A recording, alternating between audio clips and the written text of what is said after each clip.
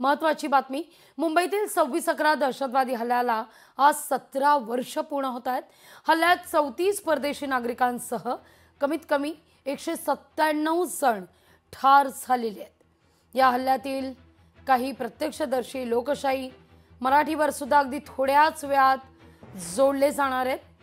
पण या निमित्तानं विविध ठिकाणावरून आमच्या प्रतिनिधीनं आढावा देखील घेतलेला आहे। नरीमन हाऊस या बिल्डिंगला सुद्धा दहशतवाद्यांनी लक्ष्य केलेलं होतं। या सगळ्या परिसरातून आढावा घेतला आपल्या प्रतिनिधी भाग्यश्री प्रधान आचार्य यांनी।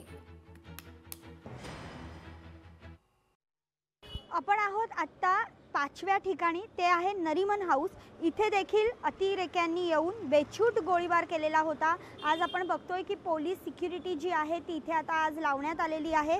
प्रचंड मोठ्या प्रमाणात इथे देखील बेछूट गोळीबार या अतिरेक्यांनी केलेला होता। कसाब बरोबर त्याचे 9 साथीदार जवळपास या मुंबई शहरामध्ये घुसलेले होते। या सगळ्या घटनेला आता 17 वर्ष पूर्ण होत आहेत आणि 17 वर्षांनंतर देखील ज्या आठवणी आहेत त्या अजूनही तशाच ताज्या आहेत। एकंदरीत जर बघितलं तर हेच ते नरीमन हाऊस ही सोसायटी आहे।